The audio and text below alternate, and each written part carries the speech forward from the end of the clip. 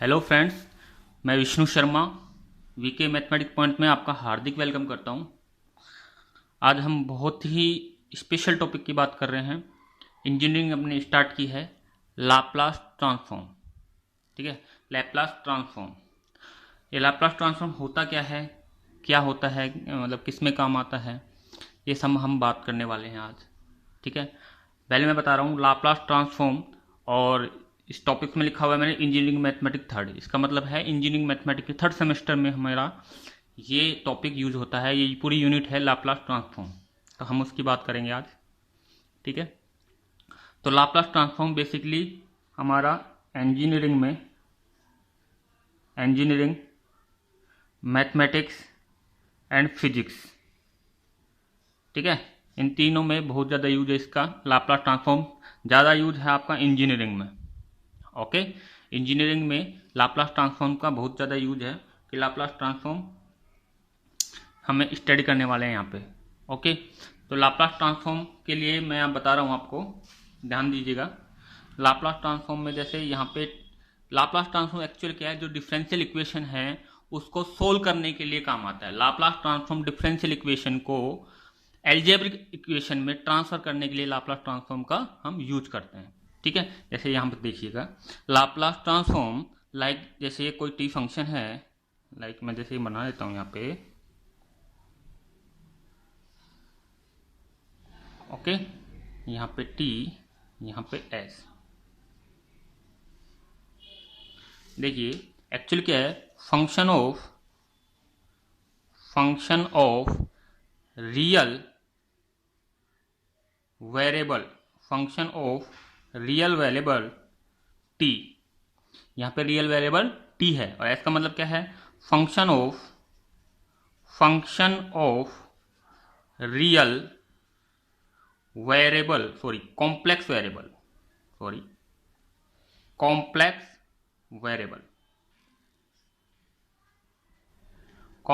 Variable S. ठीक है, T variable को S variable, complex variable S.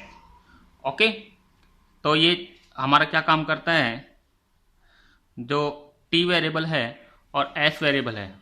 ठीक है जी, तो टाइम को एक्चुअल में क्या है, ये टाइम और ये है फ्रीक्वेंसी। टाइम को फ्रीक्वेंसी में कौन चेंज करता है, लाप्लास ट्रांसफॉर्म। तो या अपन ऐसे कह सकते हैं कि डिफरेंशियल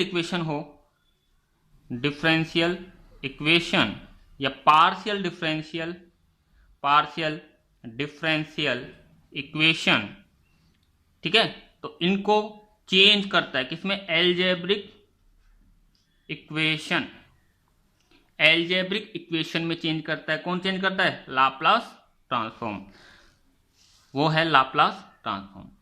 ठीक है, in this function the time does not exist, में टाइम एग्जिस्ट नहीं करता है। कि क्या एग्जिस्ट करता है, ओनली फ्रीक्वेंसी, टाइम एग्जिस्ट नहीं करता है। किसमें, लाप्लास ट्रांसफॉर्म में। देखिए मैं आपको एक स्पेशल चीज बताने जा रहा हूं, ध्यान देके समझिएगा, क्योंकि मैं बेसिक कॉन्सेप्ट बता रहा हूं। लाप्लास ट्रांसफॉर्म के क्वेश्चन हम बाद में करेंगे, पहले आप समझिए। जैसे यहाँ पे कोई वेव है, लाइक पहले आप समझिए, यहाँ पे कोई वेव है, इस तरीके की कोई वेव है, ठीक है ना। अब ये वेव अगर जैसे फर्स्ट वेव साइनोसोइडल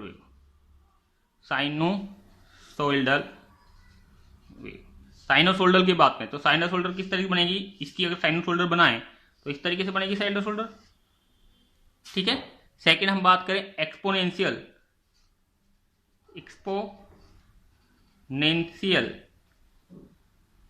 डिके, या इसको बोलते हैं ओवरडैम्प।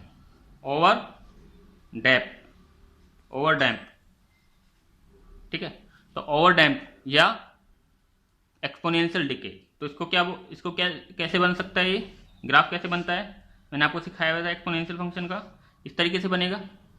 और थर्ड है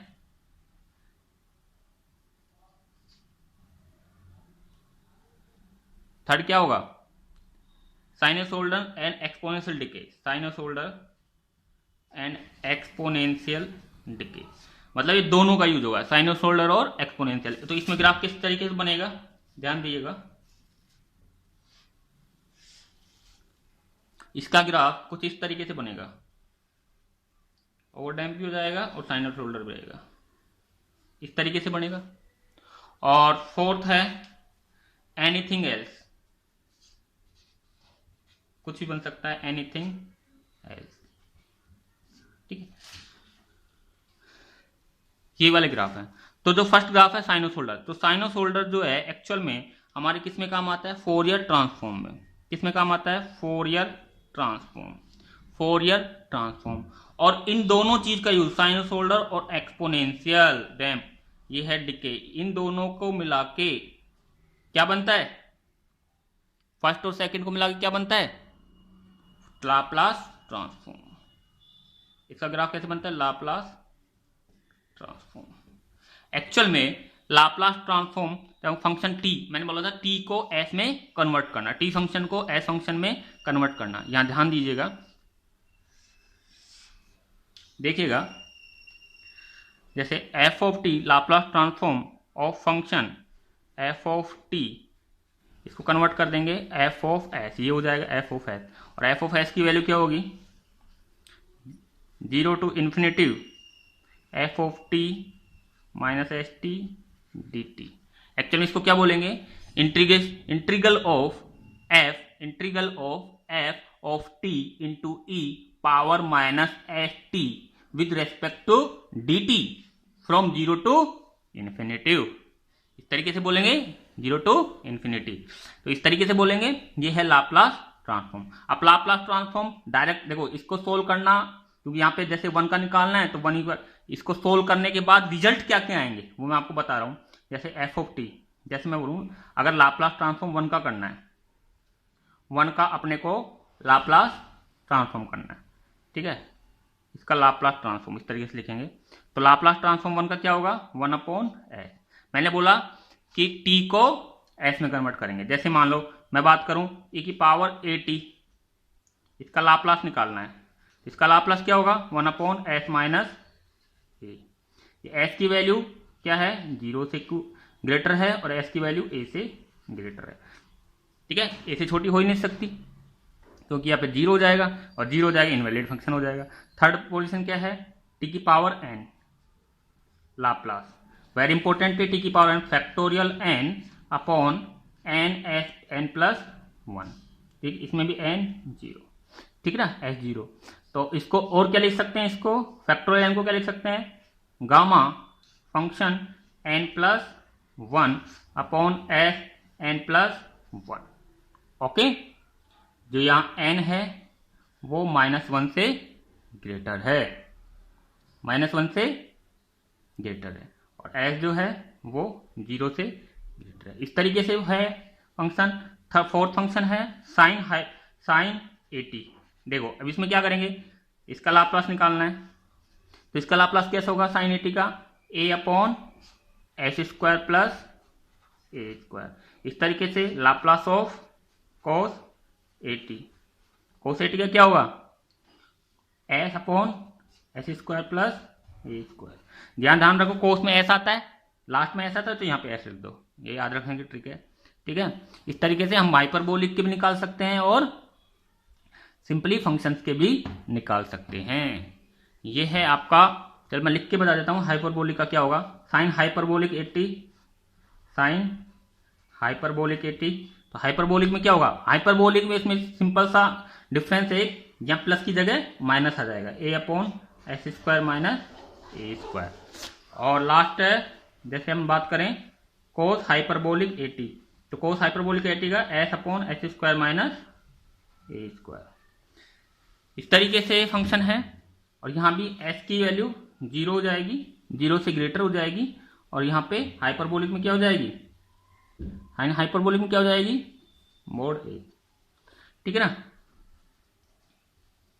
तो इस तरीके से हम ये फंक्शन अपन निकाल सकते हैं आसानी से। तो ये है आपका लाप्लास ट्रांसफॉर्म। आपको बेसिक चीज समझ में आई या नहीं आई?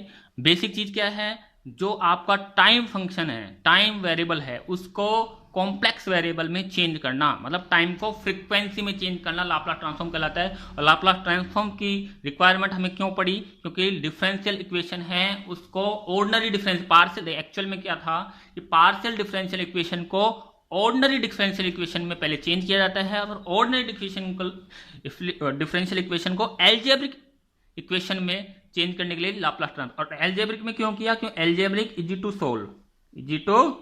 सोल्व, इसको हम आसानी से सोल्व कर सकते हैं। देखो मैथमेटिक्स के अंदर, पूरी मैथमेटिक्स के अंदर मेथड क्यों बनाए जाते हैं, मेथड इसलिए बनाए जाते हैं किसी हम चीजों को, मैथमेटिक कॉन्सेप्ट को अच्छे से डील कर सकें अपने कॉन्सेप्ट में, मतलब अच्छे से उसको अच्छे आसान तरीके से उसको सोल्व किया जा सकते। हमें को रिजल्ट चाहिए, मैथमेटिक्स का एक ही फंडा है, हमें रिजल्ट चाहिए, और आप किस तरीके से रिजल्ट लाते हो, ठीक है ना, लीगल रूप से इलीगल नहीं होना चाहिए, तो वो मेथड कहलाता है। इसलिए मेथड से ही मैथमेटिक्स इसको बोलते हैं, क्योंकि इसमें मेथड चलते हैं, ठीक है ना। तो इसलिए लाप्लास ट्रांसफॉर्म का यूज हमें होल इंजीनियरिंग में बहुत ज़्यादा काम आता है। इंजीनियरिंग, अगर आपको इंजीनियरिंग में लाप्लास ट्रांसफॉर्म का बहुत ज़्यादा यूज है, जैसे फोरियर ट्रांसफॉर्म पढ़ोगे उसमें भी लाप्लास ट्रांसफॉर्म का यूज है, ठीक है ना। लाप्लास ट्रांसफॉर्म स्टार्टिंग है, ठीक है ना, इंजीनियरिंग मैथमेटिक्स थर्ड की स्टार्टिंग होती है लाप्लास ट्रांसफॉर्म से। तो ये था आज की कहानी लाप्लास ट्रांसफॉर्म, ठीक है ना। और ये अपन जैसे इंजीनियरिंग के बाद गेट एग्जामिनेशन होता है, GATE graduate aptitude test in engineering, उसमें भी लाप्लास ट्रांसफॉर्म का बहुत ही अच्छा यूज है, काफ़ी मार्क्स का आता है लाप्लास ट्रांसफॉर्म, और इंजीनियरिंग में तो आएगा ही आएगा, ठीक है ना। तो ये है आज की कहानी लाप्लास ट्रांसफॉर्म। और मैंने आपको पहले बोला था जिस बच्चे को जो भी प्रॉब्लम है, चाहे वो इंजीनियरिंग बीएससी स्कूल लेवल किसी का भी हो, मैंने आपको पहले ही बोला था, तो प्लीज़ मुझे कमेंट सेक्शन में कमेंट करके बताएं। और आज की वीडियो आपकी कैसी लगी प्लीज़ मुझे कमेंट सेक्शन में कमेंट करके बताएं कि आपको ये वीडियो कैसी लगी। आज के लिए इतना ही, बाय, थैंक यू।